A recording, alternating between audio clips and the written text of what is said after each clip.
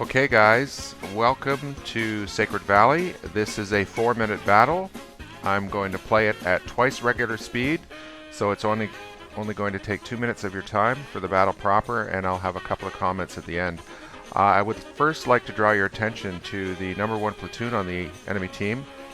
We've got Zealer from Meows, the Assassin 711 from EC, and UW 2010 from BT.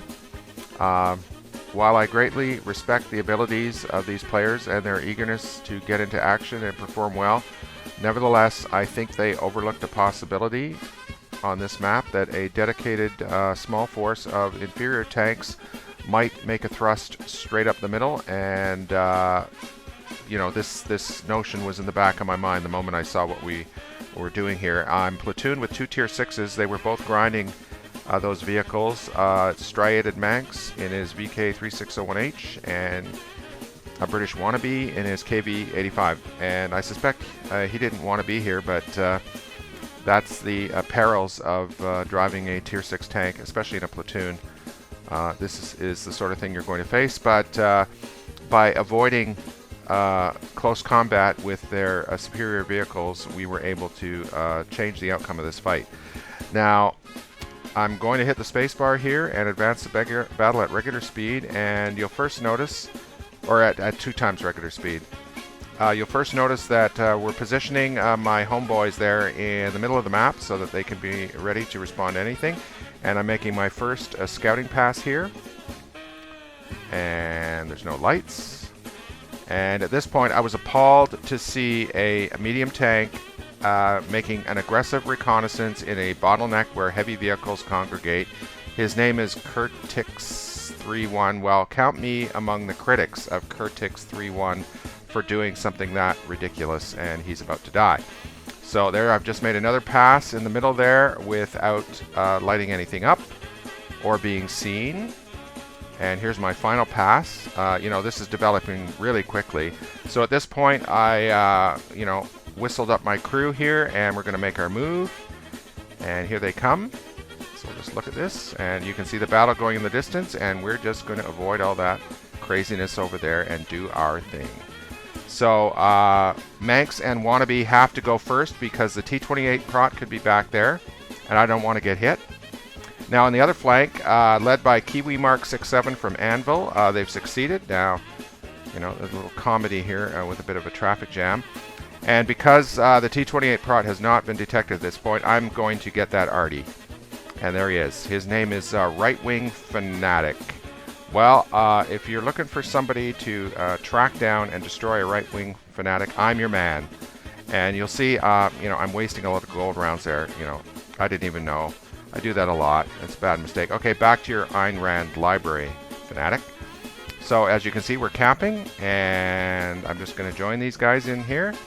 Now, I told Manx that, you know, it's important not to knock stuff over while you're capping, and he, you know, the class clown proceeds to knock over everything and make a mockery of my instructions. Final word here. The T-28 prot was never seen. The only explanation I have is that he was following the heavies way over there by like C1 and was just so slow he was never seen and never entered the fight. His name is Woofer. You know, we might want to rename him Subwoofer for a subpar performance. So for my final remarks here, I think all observers of this battle are going to have to agree that that head-on confrontation between the 2 heavy forces in that area of the map, as you witnessed earlier, it's becoming a little stale, a little predictable, and somebody who is aware of that can take advantage of that. And another thing there is the timing of our thrust through the middle was absolutely perfect.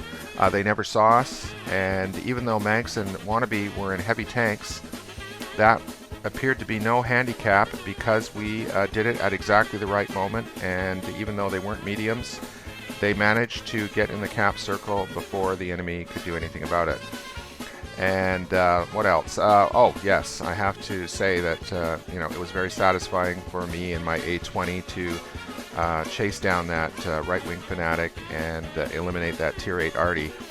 You could sort of call that stoning 2 birds with 1 kill. And as a final note, you will see that the T-54 Mod 1, which is a very agile medium tank, his name is Korea Top. Now, that was not a top performance by Korea on a Korean map of all things. And, you know, the difference between the men and the boys in World of Tanks is situational awareness. And I'm absolutely certain that if that vehicle had been in the hands of somebody who has a little alarm bell, you know, that's part of their mental equipment for World of Tanks, they're constantly worried that something bad might happen, and they will react instantly. You know, I've seen the top players in the game identify an issue and they immediately deal with it, and that is an attribute of the finest players in this game. And they've hurt me on many occasions because I expected, oh, we're going to accomplish this, and look who shows up. You know, the guy from Otter, the guy from Bulba, or whatever. So, you know, number 1 platoon over there.